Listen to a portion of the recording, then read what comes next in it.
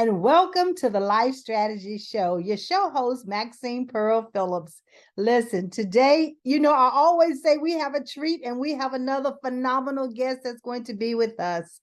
But before we talk about the guest, it's all about levelless and a success without levels. So thank you for joining us this evening. Success without levels. I want you to take that and I want you to embody it.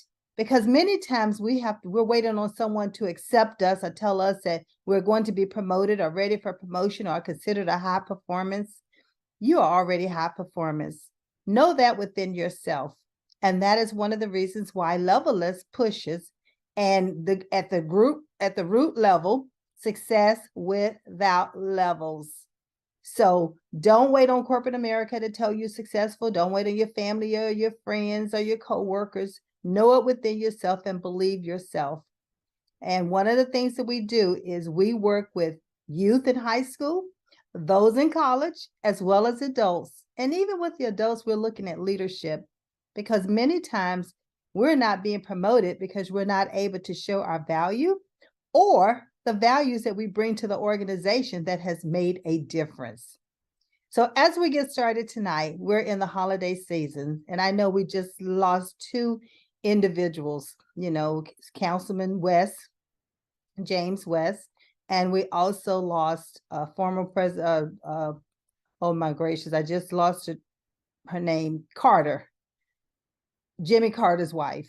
And we want to take a pause right now to just honor them and thank them for the service and all of the things that they've done here in the United States and the people that they've touched. So let's just take a moment of silence.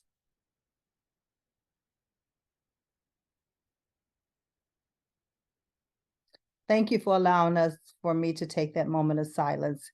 We're in a season of Thanksgiving, but it shouldn't just be November. It should be all year long. And at Levelless, we talk about levelless living and living your legacy. So we have with us this evening, Shanese Green, who's going to be sharing with us how she's living her legacy and the strategies that she has put in place that's going to take us and help us to move forward in life. So help me to welcome Shanese. And tonight I'm going to be calling her affectionately Niecy. That's a little cute name, an AKA name for her. So I'm going to bring up Niecy. Come on down. There she is, there she is, there she is. Ladies and gentlemen, let's give her a round of applause. Yes. Oh, Maxine, thank you so much for having me. You are so welcome, and thank you for being here. I tell you, Miss Lady, we met, and when we met, we already knew it was ordained. Our spirits just connected immediately. And we are so in the same space when it comes to helping individuals to understand how are they to move forward in life. We both talked about how COVID just stumped us and put us in a frame of mind that we felt stuck. But you know what? This show, Levelless, is all about life strategy so that we can become unstuck. And that's why we have phenomenal individuals like yourself coming on and sharing the strategies that you have put in place for yourself. So why don't you give us just a tidbit of that background on you? Because I know, let me tell you, ladies and gentlemen, it goes on and on and on. But Niecy is going to give us a short version starting out, and then we're going to dive deep into a phenomenal chat for this evening. Thank you. I also must take a moment to thank you to honor my friend, Dr. West, and his wife, Sylvia. I think I want to kind of start there. I loved anybody who was a part of the civil rights movement. And so I felt like early on in my life, very early, like as a child, I should be advocating for others. And so I've lived a life of service. I enjoy it a lot. And when I met Dr. West, he told me, he said, Niecy, you have to know the history. And I said, yes, sir. And he said, see, it started with Southeast Raleigh Assembly. And I said, yes, sir. Dr. Rita Nita Alinger, I used to do mortgage workshops probably about 10 years ago because I had my children in a little video. So long before there were reels and things of this nature, I was always trying to innovate ways to help people. Professionally, I was a banker for 20 years and I was what would be considered a high profile banker, but I didn't know it. I was just being friendly to people. And if a bank got on my nerves, I just go play with another bank. If I don't like something, I don't do it. And what is wonderful is I couldn't control the pandemic. I had no control. And it was okay now that I know it was my opportunity to go grow closer to a higher power because I could not be held, but he had to hold me. And so coming out of the pandemic, I was all over the news talking about in the great resignation. And I was proud. However, I was also able to truly see how my work spoke for me. When I left banking, people would still call me and they would offer me opportunities to consult. I became an advisor and I started working on citizen awareness and doing things that I love to do while serving a greater good. And then I found out you were a Rotarian. And I was like, yes, the four-way test, that's pretty much like my lifestyle. And so in a nutshell, that's who I am. I'm simply a person. I've been considered a light. I like to look at myself as someone who just sees Earth as a place that we have come to visit, and I enjoy it. And I like to guide people around it through my eyes. I love that. We just Earth and we come to visit. I absolutely love that because it's all about the mindset. It's all about how you look at it. It's relatively, right? Yeah. Things are happening fast and faster and faster. I mean, AI is a prime example of how things are going. But you said with Dr. West, he said, you got to know your history from where you come from. And that's what legacy is all about. AI doesn't have that data. Mm-hmm. That right there, right? That right What was there. that, Maxine? I said that's where legacy comes from, is knowing your history, is knowing what has taken place prior to you and while you're here. One of the things as a TED Talk that I did on October 1st, I said, live your legacy while you are here. It's not about once you're gone, then people talk about your legacy. Allow them to talk about your legacy now. And that's what you're doing. That's exactly what you are doing. So talk to me a little bit more about after Dr. West told you to know your history and you started moving and you started becoming very active in the community here in the Raleigh, North Carolina and beyond, because you don't limit yourself to one locale. I already know that. So give me a little bit more history. Yeah, so, I look at history from multiple timelines. The History Museum has a saying, it says, every generation will see the same unique instances. It just depends on when the universe places you on the timeline. Mm-hmm. So when I look at my legacy, I look at I am someone's legacy. I look at that I have legacies. And even recently, we were talking about my pilot show on Pi TV, and they said Niecy had one of the largest viewerships. Well, I thought about my legacy when they said, how did I do it? I said, my daughter. Mm-hmm. And I love when people say, I put your name in the room. Well, I know I didn't do it by myself when I was in the room. Mm-hmm. And a lot of people have included me in rooms I wasn't ready to be in because they understood who I was based on the history. I'm a fourth generation college graduate. That means something in the Black community. That means I have seen some things. I was in DECA. I was in Jack and Jill. I applied that knowledge and started running businesses either either literally or in my mind. And when I became a banker, it was a very natural fit because I had been in a position to have an environment that was conducive to learning these things. And so I not only look at, again, the legacy, right? I look at myself as a legacy as well. And I think that has been a big part of my ability to do well because I wanted to make my ancestors proud. I wanted to make my parents proud. And I have extended that logic into how I raise my children. Oh, that is awesome. I love the fact that you say you're fourth generation. Fourth generation. Right. Yeah. That's really, really awesome. I'm the first generation of a college grad.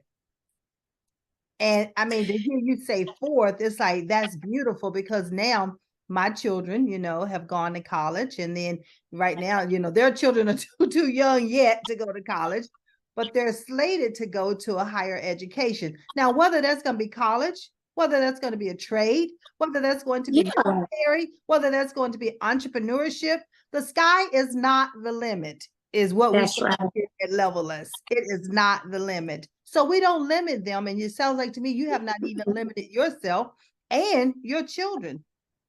Because you say you bring your daughter's name into the room, and that's beautiful because what did I say when I started out? We work with youth. And everybody talks about they are the future. No, they are right now.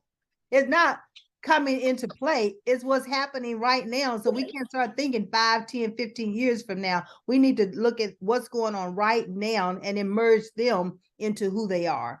So talk to me a little bit about the strategy that helped you to understand who you are as an individual and your worth. It was not always understood. I literally live a life of gratefulness. I have not experienced a lot of trauma until I decided I really wanted to do what I wanted to do. And I had to determine what that was. I had to look deep within, and I had to reach out to people like you who have literally a higher intelligence as it pertains to behavior, a higher intelligence as it pertains to empathy. And I know I had to do it because I have been in so many situations throughout my life. Being a banker for 20 years, you hear every story imaginable. That was a lot of information to process. I was learning about a lot of character and I was building competency, but I had not stopped to do it for myself. So I had a lot of information and I had accumulated literally what is called, I'm learning these terms now, a social currency bank. I have a lot of social capital. And as I started to realize history is important, storytelling is important, I need to be able to share with more people who I know, I started realizing I need to tell people who I am. And I realized I wasn't quite sure how to articulate that. And I wasn't sure who I had become.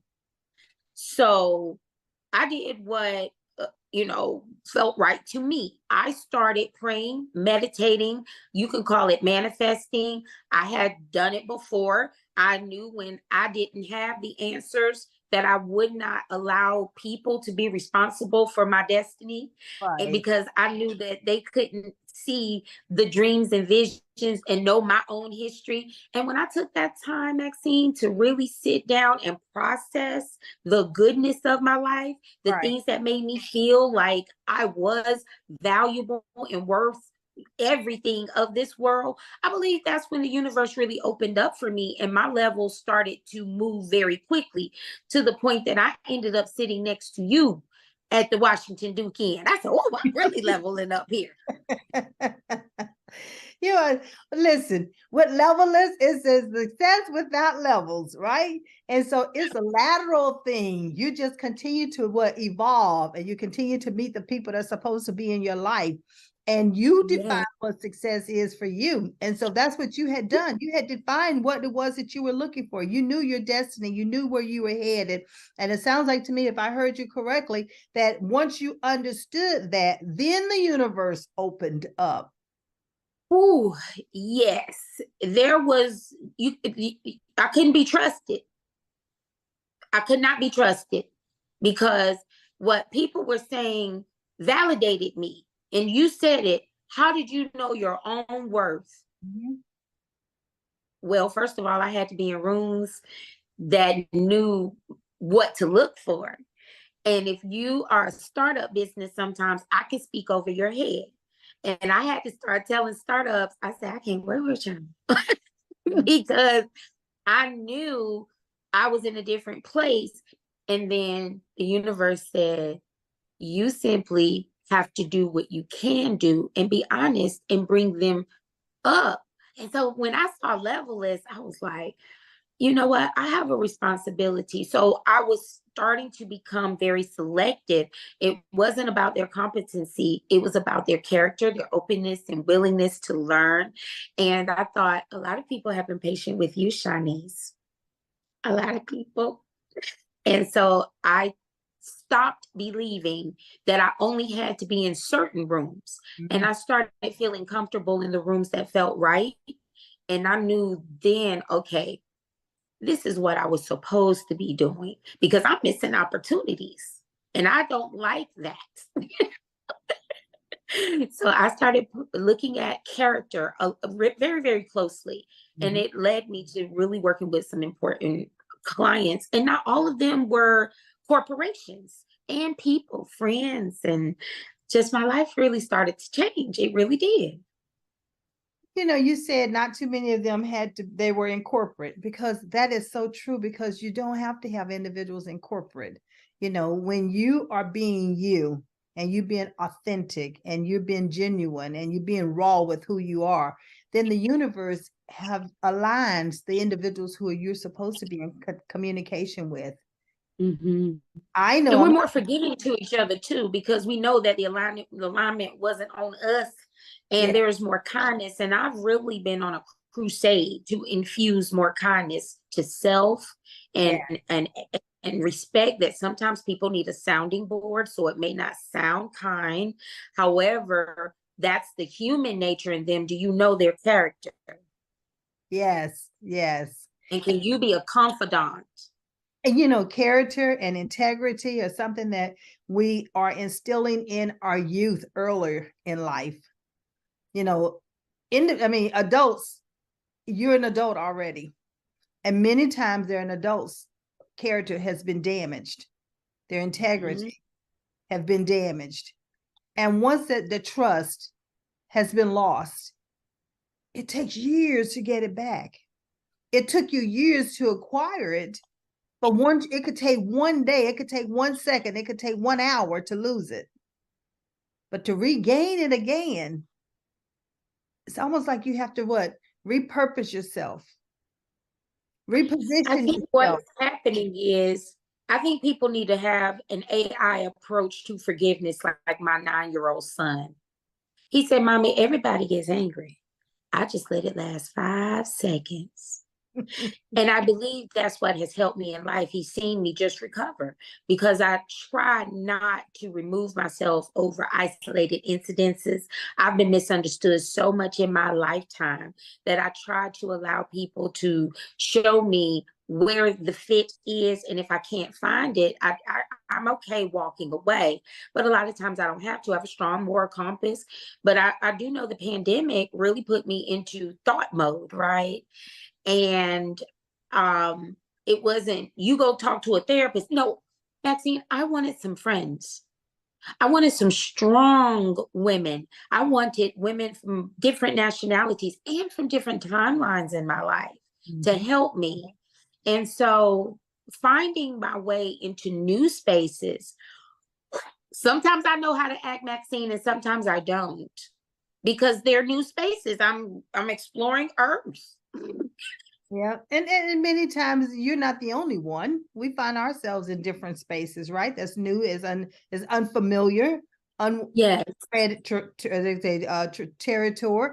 So one of the things that I do for myself and I help my clients to do is just take a step back. When you Mhm. walk into that room with confidence and start observing, you know, and then many times Yeah. our conversations is already taking place, right? And with those conversations taking place, You can walk up to the conversation if it's a group of individuals, and you can just stand there and observe. And I Walk up and always then want take everybody to over. embrace me. Not walk up and then take over. Yeah, that's me. See, I don't know any better. I believe I walk in and I'm friends with everybody.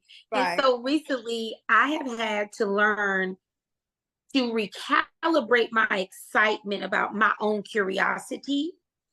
And I've hoped that people would be a little more open to someone who's well traveled in social currency.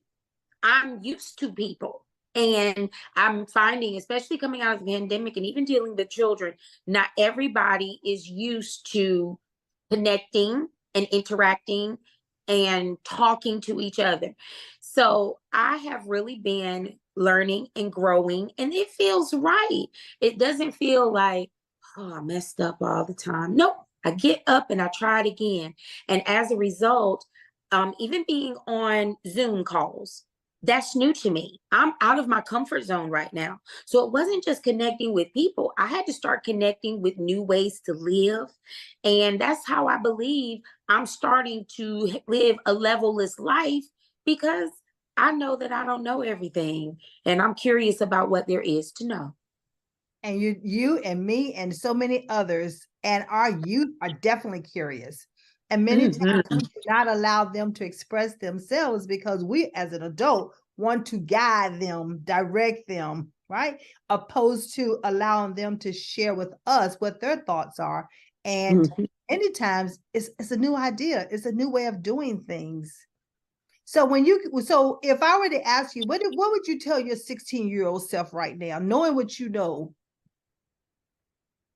So my 16-year-old self was a grown woman with a lot of opportunity.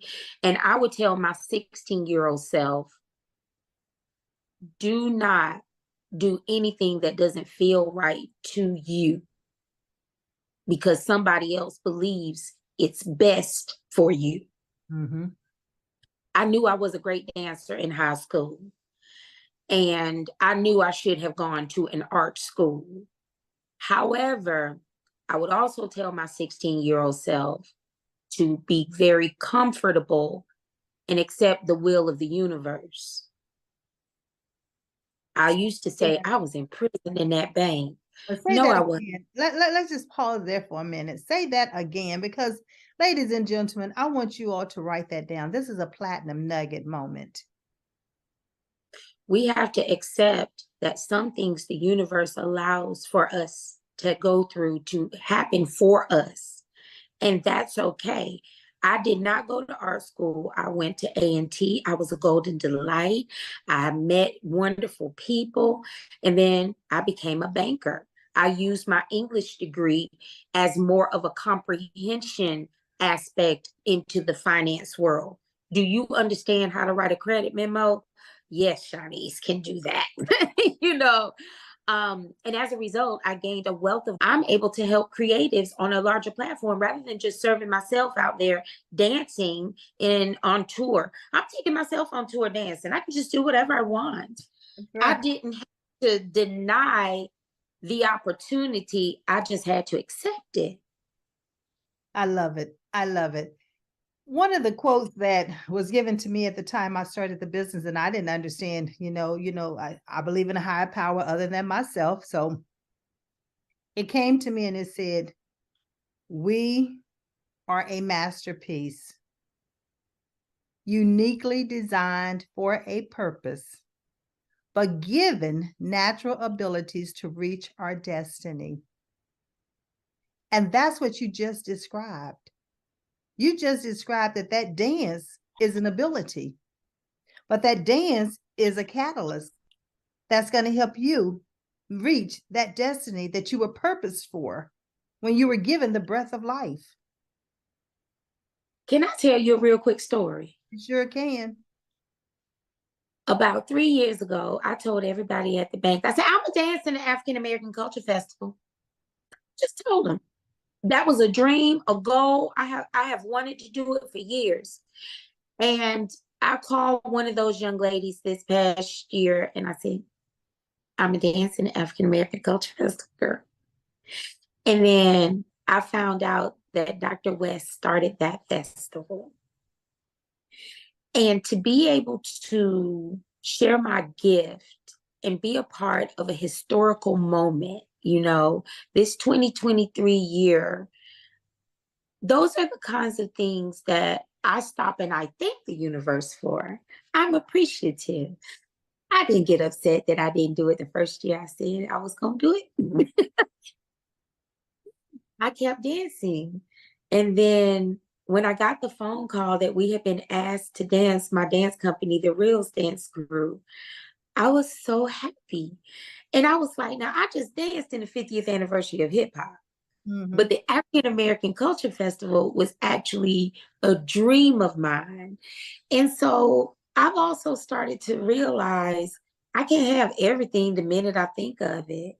And I can't accept that I have to accept rather that I'm a part of the have, and I need to help more get to more people with ideas, because that's what Dr. West did for me. He had an idea and he created this festival. It was a reality, and I had a dream. And when all of it came together, I was so proud. And so acceptance of even the timeline of your life is important. Yes. And, it's not about our timing. It's the timing of the universe for us. And as you indicated, you said you were going to dance. You just didn't say when. 1 year, 2 years, could have been 5 years, but you danced. And that's what we have to start realizing. And that's one of the things, is the reason why I talk about strategy so much, is because that was a strategy for you. Yes. And it was motivating too, Maxine. I had something to look forward to. Now, a lot of people don't know this, but I was bitten by a spider this summer, and the infection almost made me septic. And I went to the hospital, and I just remember the doctor popping his gloves off, and he said, "We're going to have to numb you up and drain this infection." I said, "How long is this going to take to heal? I have to dance in the 50th anniversary of hip hop." And he looked at me like, "I don't know who this lady is, but I'm not messing up the 50th anniversary of hip hop." And I thought, I want to live. I don't just want to dance. Yeah. I am here to live, because my life could have been taken from me over a spider bite. And I started being very, very appreciative of the wonderful things in my life, and especially my legacy, my children. So I started kind of aligning what I was doing with what the kids were doing. Mm-hmm. And sure enough, I said, "Nia, will you come on my first podcast on Pod TV?" Mm-hmm. Because I wanted the record to show that I cared about my legacy, Maxine. So when you talk about it, I'm like, I heard that growing up. I'm a legacy in so many different rights. And now I have the chance to be the have for the ideas of my legacy. So my daughter, she works on marketing with me, and I said, well, in my company, your book is a project management firm. I said, "Nia, would you like to be a manager when it comes to the adults?" Because I've seen her leadership skills. Mm-hmm. She's a Chick-fil-A leader. She wins contests at school. She's been in the Reflections program. She's been featured at the museum. So she has her own creative resume. Right. And I said, well, now we need to work on leadership and entrepreneurship. And she was really interested. That's bigger than you were on my first podcast. Uh-oh. Just bear with us. We're having a little unstable internet right now. You there? Bear with us. We're having some unstable internet. I cannot hear you, so I'm going to hold tight and see if our connection. We may be messing up the crystals in this energy. It's all about energy. I was just saying, hold tight. We have an unstable connection, so you never know what the internet is going to do. We have to go with the flow. Yes. So yeah, so you're talking about your daughter and her openness for the leadership that you were talking to her about as she started leading. Very, very open. But that's good. And that's what, that's what we're hoping more and more and more of our youth would do, because they have the leader within themselves. And we just need to allow them that opportunity to do it. We were Yes. talking about having that confidence in yourself. And so talking to me a little bit about how you, and I heard you talk about dancing. I hear you talk about when you walk into the room, but give us some strategies on what you use for yourself in order for you to build or enhance the confidence within you, the person. Maxine, I don't think I've ever been asked the question, but I know the answer. The first is love. I believe love is important. I believe that I have to understand myself to love myself so I can be authentic to myself first. And the way in which I present myself, I'm hoping that people see the love that I have for what God has done for me. Right. When that kind of with that kind of confidence, people talk to me about it. They say, I see you, I just see such confidence. I was a bigger woman at one point in my life, and people would tell me, it didn't matter what size you were, Shanese, you still carry yourself well. And I was thinking, yeah, I don't think I really had any problems with my weight. The things that mattered to me was, what was I doing? What was I doing that was fulfilling a commitment to serve a greater good? Right. And I'm confident. I like to hang out with seniors. I'm very confident. I like to do that. So there's a phrase that I say, do more of what makes you happy. Yes. When I'm doing something that makes me happy, I'm able to practice confidence. So when I have to do something that I'm not sure of, I'm understanding, once I get it, there's a very good possibility I will be happy doing it. And then I consistently and able to create confidence within even areas that are new to me, because I'm here to learn. I'm here to help other people. And the one time in my life, I went through about 6 years, Maxine, after my happily even after husband and I decided that co-parenting would be a better solution for raising the children. And I have to say it like that because people need to hear the whole story. That's the whole story. He is my happily even after. The man isn't going anywhere. So I was disappointed in myself because I have been raised to be a wife and a mother. And not only was I losing my marriage, I was losing the credibility that I could do what I had been raised to. And when I changed the belief system to understand that the children were first, the decision that I made was best for them. I made a good decision in marrying their dad. They're wonderful kids. I also made a good decision to ensure that the way in which we raised them was healthy.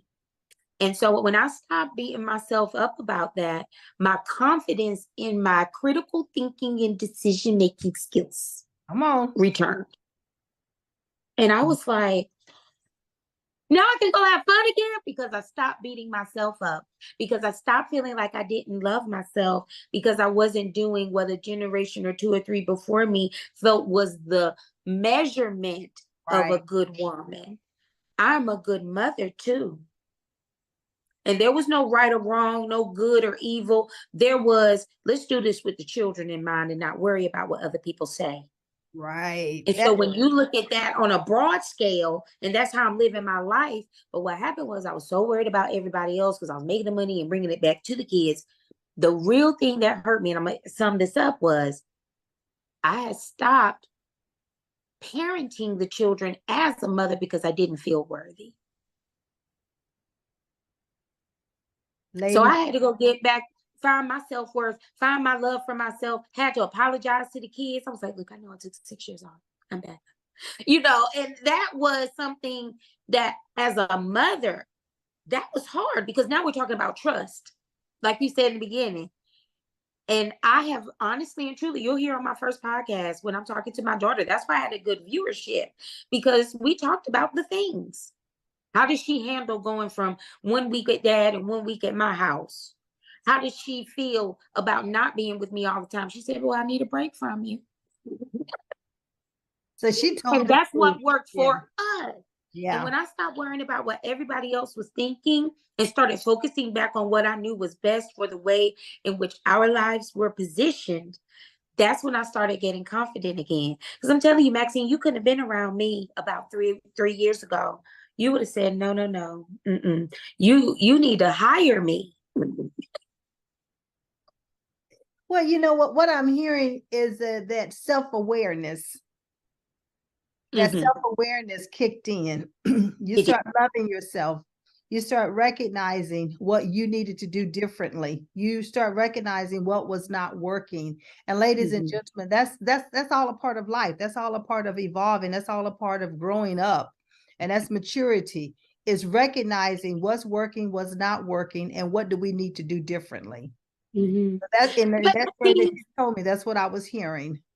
yes. So maybe you can help people who ask me. This has been one of the magic questions, 48 years being raised for the fairy tale. And I think that even after um in the past 2 or 3 years or so, to really dispel those beliefs and say, I can look at things differently. Mhm. How have you been able to do that in your life?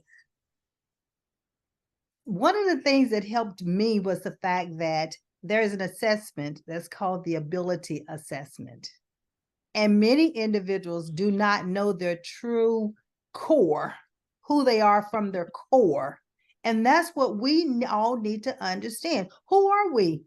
Many times, Mm-hmm. like what you just said, is dictated by what someone else who says we are, and we start believing that, Mm-hmm. Mm-hmm. opposed to knowing it for ourselves. So when I have individuals who go through that, and when I went through that, it validated all of the things that I assumed about myself, but wasn't for sure. So it Mm-hmm. confirmed them. And then it also brought out the blind side of the things I did not know about myself that I needed to be aware of. How was Yes. people receiving me versus how I thought they were actually receiving me? How do I make Yes. decisions? How do I problem solve? Do I like working in a group or do I like being by myself? I am the subject matter expert. I want to be that expert because I'm going to study and I'm going to understand that subject. So when you come to me, my answers is that of an expert. But not everybody can accept you giving them an answer from an expert point of view. But those are the Yeah. lenses in which I look through. And so once I Mm-hmm. start understanding that about myself, then that's where my confidence level started enhancing even more. And I could walk upright and I could feel good about what I'm doing because I love what I do and I'm doing what I love. And society is not dictating it to me. And that's where levelist was introduced. I've always done this as a little girl. I just did not know what it was called. Mm-hmm. That's why I said 16-year-old Shanese was living her best life. And I have to go back to, like you said, my own history and be self-aware. And Mhm. sometimes I tap into the strength of my own experiences, Maxine. When I think about my girlfriends from high school, they say, Shanice, you always had a job. They said we would say, girl, something is happening. You said, okay, I'm gonna come there, but I have madrigals before school, and then I have the African American Culture Club after school. So come by my house when I get off work about 8. know, I was not just busy. I was doing things with purpose and substance too, because a lot of times I found myself going with the stream, or we're just gonna do this. And I had no purpose or passion. It was what everybody else was doing. And then I started to realize, oh, I don't want to be judged because I'm going to do something different. But Maxine, I was hired with my project management firm Yearbook to manage the volunteers for the Raleigh Film and Art Festival. And they had a panel. And someone from the Raleigh Arts Council was moderating it. And I went up and I did my little thing about how important it is to help artists with their entrepreneurship. And as I was walking away, he said, Nisi, I wandered into one of your experiences at the City of Raleigh Museum with People First Tourism. Oh, someone saw me. It said it was different, and that's what we need. We innovate for humanity, but when are we going to start innovating for? I mean, we innovate for technology, but Maxine, when are we going to start innovating for humanity? Yeah. Keep the And human. that includes leisure. That plays a part of life too. Yes. And and it's so important what you just brought out. Technology is here and it's here to stay. It's not going anywhere. But we also always must keep the human side into it. We must always make sure that that's a part, that belonging, and help individuals to understand, do you really need to be accepted by everyone?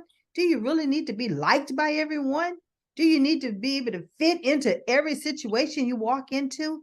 Everything is not for us. We need to have this discernment on what is the right environment, what is the right group, what is the right association, even to the point at even what organization should I be working. If I'm going to be work for an organization, what should that environment look like? I went through that a lot in the bank. I told you I would leave. I would. I worked for one bank 9 days. I just knew my value in that space. And I started transferring my skill set, again, my knowledge of who I am. And I said, why would I not continue to educate people on what I know? And so I created something called Work of Art so that I could get back into the workplaces and talk about education. And I realized, again, I have found a safe space. Yes. This is that no one's going to say, Nisi, don't come in here with some artists and talk about financial literacy or insurance. Everyone is very eager to learn about how they can brighten their workplace. Yeah. But there are a lot of workplaces that don't know they need that. And Yeah. so there is some helping some workplaces to recognize all that you're offering your employees online, sign in, click this. We need to get back to some human connection. Yes, so agree, so agree. And that's one of the reasons why, even on my end, you talk about stories. I never will forget this time that here I am, a manager, doing phenomenal, have 4 employees reporting to me. We're the ones of the face of the company, bringing in, helping the marketing department make sure that the annual revenue was $12 million a year to meet that annual revenue budget. And here I am, the front of the organization and making sure it happened with my team. And then I'm called into my performance review, told I'm outstanding. But the next words out of her mouth were, but you will never be promoted without a degree. Now, I didn't know how to take that at the time. And after I left that review, of course, I was deflated. But the more I thought about it, I thought, wait a minute. See, that's why that success without levels is important, because I was successful. Yes. My team ended up making sure that the marketing department reached that $12 million, because if we hadn't done our job, we were the face of the organization. If we had not done our job, guess what? That organization would not have brought in that type of money. That's right. People would have been leaving the organization and not be wanting to work within the organization or do business with the organization. That's right. So what time frame was this when this happened, Maxine? It was in the 80s, Mm-hmm. 80s and I 90s. know we're trying to look at that differently now, but it still does happen. And they work experience, and this is what I do like about the millennials and Gen Zs. They have a lot of work experience. They will leave a job too. And I was a hiring manager. And so I can remember having conversations with people who had more of that 80s corporate mindset and saying, well, we do a couple of different things. There was a book called Love 'Em or Lose 'Em, and it talked about generational work spaces, and how don't sleep on someone who has a lot of work experience thinking that they can't keep a job. They're acquiring quite a bit of knowledge that a textbook can't teach you. That's right. And that's Can't teach exactly you. what was happening in that position. A textbook could not have taught me the customer No, service imperatives that I put in place with my, clerical team and with my, what they call it, the representatives. There's no way. That was from within. I was born with it and that's still right. use it. And so I had to take a step back and say, wait a minute, society does not dictate to me if I'm successful. I am successful. Yeah. Well, I was failing at something in society. This little piece of hair is driving me crazy. And it's a good example of what I mean by, I just told the young lady, I said, I'm ready to take my rightful place in society and I want to work on being a lady. And when I met you, you said you did etiquette classes. And I was like, but I need some different kind of etiquette classes than tea parties and forks and spoons. And I need to then, understand things like social media etiquette. I don't exactly. understand text etiquette. My daughter can look at an emoji, and they have a little emoji movie coming out. She can look at an emoji and tell a whole story. My baby said one, he had she said, Mommy, Quasi, Sean never cries. yeah, I said, he's hurt. And yeah, sure enough, so yeah, staying in a curious mode, learning about myself, I decided that I had been in a male dominated position in my life for too long, being the oldest of the grandchildren, being in a male dominated professional career. I would find things to balance, like dancing. I was a cheerleading coach at Chavis for 10 years. But now I need to just decide. And when I looked at all of the aspects of who I am, I thought to myself, being a college graduate, that's not really going to get me a job, because what did I really learn there? How I present myself best is when I am a lady. And I won't do it all the time because, this is new. But I'm so thankful that there are etiquettes that ladies have.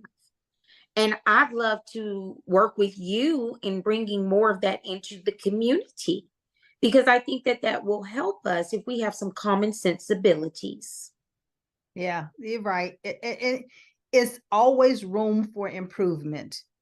I always say that, even about myself. I mean, I go to different workshops or different seminars, different conferences in order to learn how to better myself. And it's only going to help us. And and what you just called it. You called the elephant in the room on what you need. And that's what more of us need to do. We need to be able to name it and call it, identify it, and then seek out the resource that's going to help us overcome it. Yes. And many And I times think that's what's we don't do new that. in etiquette. We need to ask the children to tell us what etiquettes they have already adopted in some of this technology. Because Correct. I think that a lot of times we're missing information, sending emails, everything's LinkedIn. I think that the phone call should come back. Maxine, I was on a whole conference call this morning. There was no Zoom, and I felt comfortable from a generational standpoint. People don't realize that sometimes you're not getting the best out of the Gen X people because you've taken us completely out of our element and we're just not comfortable. And so I like to do things in different ways. I like that before our show, you talked to me on the phone. Yeah. You didn't just send me an email and say, click the buttons. I was so impressed with the way you prepared for this. And I thought to myself, a lot of times we're just not prepared either. We think that technology has given us a route to do it with excellence, but we've forgotten that we need the preparation. Yes. And I appreciate seeing, you know, the opportunity to connect with you so that I would feel comfortable, because a lot of people don't know this. I'm terrified of social media. I already know a lot of people. I can wake up in the morning and be viral. It's possible. I just do things like that because I asked God, but I didn't ask him about being viral. I asked him for peace of mind and being virtual. It's small. Yeah. And you helped me to get very comfortable to come on this show. That took preparation and planning. And I'd like to thank you for them. Well, thank you very much for that acknowledgement. I'm a people person, and this is a part of the customer service imperatives that a part of the workshop that I do, because it's so important that I always say, use the different learning styles. What is that person's preference? And many times we get away from it, but we need to embrace your preference. I'm a visual person, so I prefer to see your big, beautiful smile. Now, I can also talk on the telephone because I'm an extrovert and I'm going to paint a picture for you. So but you have to understand that about the person which you're communicating with. And that's one of the, the communication workshops that I do.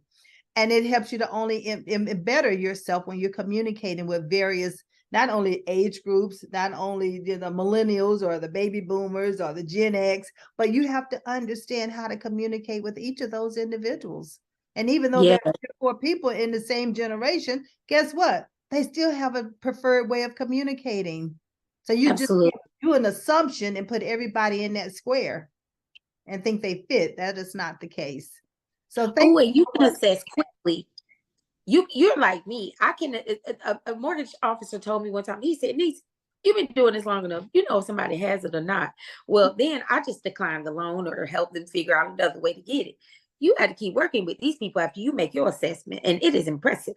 And you were spot on with me. I was like, I like to tell people what to do. He said, "So you're a verbal." Well, I mean, but you have to help people to understand what's their preference. And even with leaders, you have these entire team of individuals. And if you do not understand their preferred way of communicating, you're going to be missing a major opportunity. And you're not going to be able to be using their potential to the fullest.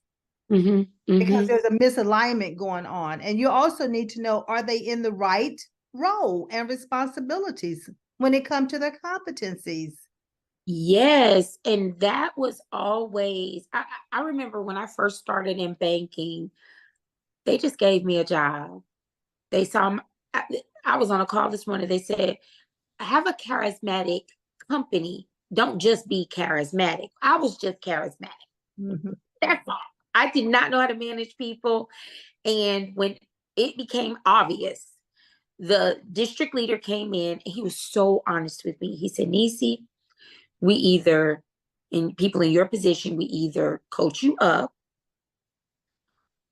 or coach you out. Right. If you cannot do it, we cannot allow you to keep not doing it well. And at that point, self-reflection, I had to become self-aware. Why am I not doing this job well? Who do I talk to that is doing it well? Looking at my learning style, I remember becoming a part of the merger teams, and they couldn't fire me then because no one could communicate what was being given to the new bank and then shared to the employees so that the merger, I was like, oh, so I wanted to be a trainer, but I couldn't be trusted with that responsibility. I was too all over the place. I was a young woman. I was still, trying to figure things out. You couldn't trust me with the minds of new people coming into the role, but I got to practice it. And over time, I realized managing people collectively all the time was really a good fit for me. And I ended up going back through the training school again. And I felt like my company really cared for me until they didn't. And then I went to work for a new company. That's all. And what you did was you repurposed your skills. Yes. You didn't lose them. You just repurpose the skills. And some individuals are so stuck with a particular organization that they have not yet thought ahead to say, hey, I can repurpose what I've learned here. I was so versatile in one particular company that I worked with that they ended up, when they have layoffs, you never know who's going to be the one that's going to be laid off. But I ended up losing my manager, and I was it for the department. But so guess what? That I did not know, I had to learn. I went to different conferences and associations and schools and training in order to learn. So only thing it did was it opened me up to become more level less. Yes. And you know what? Talking about that social currency and being the only one in the department, that's one of the things my project management firm prides itself on, is helping people build strong teams. If Mm, I already know so many people, then maybe we can barter some services, or right. maybe we can bring in an expert and look at how the budget can compensate the person that you need in order to get to your next level. Yeah. We have too many organizations and individuals from a corporate and business standpoint that are working without a team. But then I recognize something: our individuals in our communities, our families, they need teams too. If you go and apply for something, a resource, and you can't get it, what are we supposed to do? We're Yeah. supposed to still help you figure out other ways. And the one thing that I've noticed, I've recently changed my thinking about financial literacy. This was a huge shift. I said some people are never going to learn how to balance their statements. So, what is the solution? They need a team. Mhm. Corporations have bookkeepers, rich people have CPAs and things of that nature.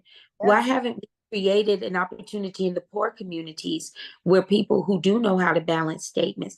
My happily even after husband was a mechanic, but he would get angry if he couldn't find 1 cent. I can't balance this statement. But why can't we have him help some young mothers? He only gonna do is look at the numbers and tell you what they are. And then we need a team that can help that mother plan, almost as if she has a budget. Oh, wait, yes, that's what it is, a budget. But if you never knew how to do it, then you'll need someone to help you. And then you can learn how to save. And we can put an entire life plan in place. You are doing the part that I don't do, which is creating that holistic mindset, self worth aspect. And then you have a lot of workshops that really complement what I just rolled out. And again, it has to be alignment, because it's time to start helping people, not just on a mass scale, but helping them in totality in terms of what they need. You've said it best, because with what they need, and especially we start with the parents and the mothers or the single parents, they take it back to their children and they're teaching their children. And that's where we get that transforming generations and leaving legacies at. Ooh, I Because had to do a little wiggle on that. oh, I know it is like woo, woo, woo, woo, woo. Because see, you Definitely. come in with your part. I didn't have to think of it all. I mean, Maxine, you and I mean, you want to solve something else while we're on here? What's that? Well, ladies and gentlemen, all we can say is get ready, get ready, get ready. I'm really excited about citizen awareness, Mhm. helping our citizens to understand what's available to them, what roles can they play, putting the have with the ideas and bringing things to reality. We will do it. We will get it on the calendar. And so for 2024, we're going to roll it out. So we'll be working on it these next 6 weeks. And then 2024, let's roll it out. I love this for everyone, Maxine, and I thank God for the opportunity to be with you today, be with your guests, your fans. I appreciate you, the woman that you represent in our community.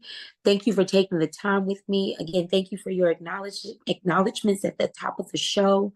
I have already fallen in love with you with the love of the universe. I really do appreciate our time. Oh, thank you so much for being here. Good night, everyone.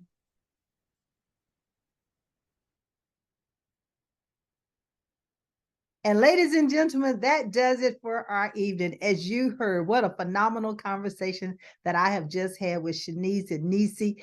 I mean, she is a powerhouse. She's a community advocate. I mean, we're going to be rolling some phenomenal things out in 2024. So just get ready, get ready, get ready. But as I close the show, I always say, I believe in you and I trust you believe in yourself. So meet me back here next week, same place, same station. But in the meantime, have yourself a happy holiday. Happy Thanksgiving to you.